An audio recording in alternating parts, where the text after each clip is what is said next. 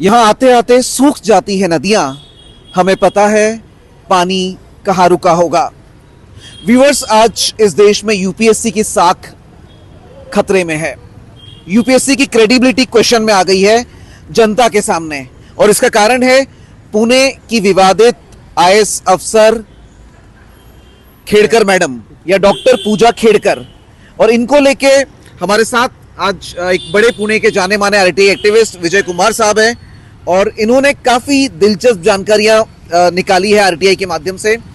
और इनके पास जो डेटा है उस हिसाब से डॉक्टर पूजा खेड़कर जो महाराष्ट्र के आईएएस हैं, उनके अपॉइंटमेंट को लेकर 50 क्वेश्चंस सामने आ रहे हैं।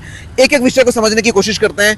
तो कुमार साहब, सबसे पहले तो स्वागत है पुणेकर न्यूज में। आपको क्या लगता है कि ऐसी क्या बात है जो आपको लगता है कि बड़ा क्वेश्चन मार्क है उनके अपॉइंटमेंट को लेकर? उसमें 3-4 बड़े क्वेश्चंस है। एक तो उनका क्रीमी लेयर सर्टिफिकेट है, ओबीसी का है, वो है। उनका अपंग होना है।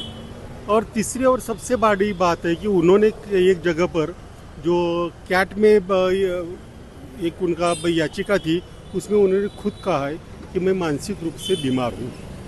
अगर कोई मानसिक रूप से बीमार है, खुद कबूल करता है, तो आईएएस जैसी बड़ी पोस्ट जिसको 816 रैंक आने के बाद ओबीसी में 816 रैंक आने पर ऑन एन एवरेज आईएएस नहीं मिलता है व्यूअर्स। उसके बावजूद उनको आईएएस मिल गया।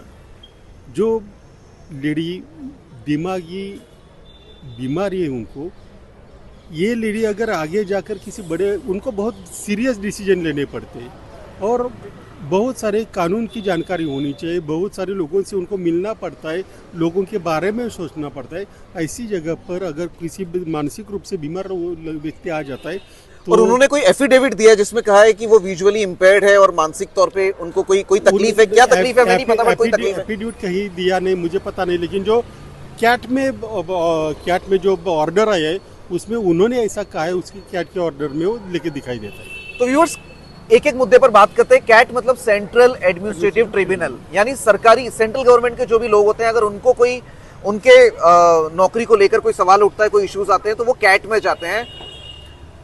जब वे कहती है कि मैं विजुअली इम्पेयर्ड हूं या मानसिक तौर पे उन्हें कोई दिक्कत है, तो ऐसे केस में नॉर्मली किसी दूसरे को आईएएस बनाया जा सकता है? बिल्कुल नहीं बना जाए। तो ये केस में कैसे क्या हुआ होगा? ये तो ढूंढना है यूपीएससी ने ऐसा किया क्यों। तो UPSC PRO, it is your job to answer. पूरा देश पूछ रहा है कि 816 रैंक आने के बाद जो व्यक्ति जिनके पिताजी की आज 40 करोड़ से ज्यादा संपत्ति है, और ओबीसी में आप ये जो कैंडिडेट है ये नॉन क्रीमी लेयर दिखाती हैं, तो इनका सिलेक्शन कैसे हुआ? यही हम पूछ रहे हैं कि उनका सिलेक्शन हुआ कैसे, क्योंकि एक तो मानसिक रूप से बीमार है जो ओबीसी का सर्टिफिकेट दिया है। देखिए, ये सर्टिफिकेट उसको मिलता है जिनके माँ बाप की प्रॉपर्टी साल में 8 लाख से कम हो। इनकी पूरी प्रॉपर्टी उनके पिताजी ने जो इलेक्शन एफिडेविट में, वो खुद सिविल सर्वेंट थे, वो सिविल सर्वेंट थे, और 40 करोड़ की प्रॉपर्टी उन्होंने दिखाई दी है। और पिछले साल की उनके पिताजी की अकेले की आमदनी 43 लाख है। यानी पिछले साल 43 लाख की आमदनी। पूजा खेड़कर जो है वो 2022 की आईएएस ऑफिसर है, 23 में ज्वाइन हुई।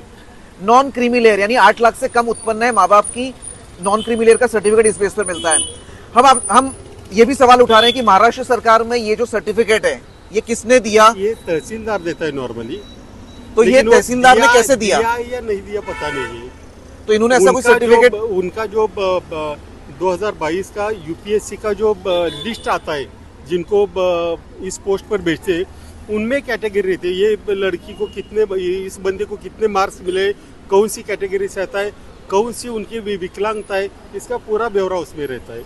उसमें ये लिखा है कि ये ओबीसी और एमडी मतलब मल्टीपल डिसेबिलिटीज, उसमें से इनको ये पोस्टिंग मिला है। तो कहीं आपको लगता है कि आमतौर पे जो वाकई में कोई दिव्यांग है या विकलांग है, पैर से, आंखों से, उनका हक छीना गया इस केस में? बिल्कुल यही इसकी बड़ी विडंबना है कि किसी का हक छीन लिया गया है। सो व्यूअर्स, मुद्दा डॉक्टर पूजा खेड़कर नहीं है, मुद्दा एक व्यक्ति का नहीं है, ये मुद्दा देशवासियों का है। क्योंकि आईएएस में ये जो रिजर्वेशन है ये किसी ऐसे कैंडिडेट के लिए है जो विकलांग है और वो सही में इस पोजीशन पे जा सकता है। कहीं ना कहीं आपको लगता है उस एक सही व्यक्ति की जो पोजीशन है वो उसका हक छीन गया है? और ये हक छीनने में यूपीएससी के लोगों ने और बहुत सारे लोगों ने उनको मदद किया, ऐसा मेरा डायरेक्ट आरोप है उसमें।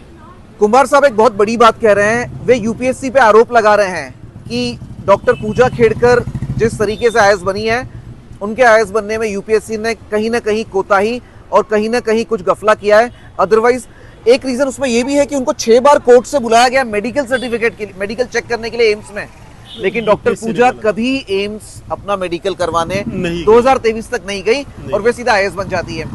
आमतौर पे आप या मैं, एक आम आदमी, अगर सरकार मेडिकल के लिए बुलाती है किसी भी सेंट्रल गवर्नमेंट की नौकरी के लिए, पड़ता है उसमें कोई आपके पास जाने के अलावा कोई इलाज नहीं होता है। इनको 6 बार बुलाया जाता है, ये 6 की 6 बार नहीं जाती है और फिर भी यूपीएससी इनको आईएएस बना देती है।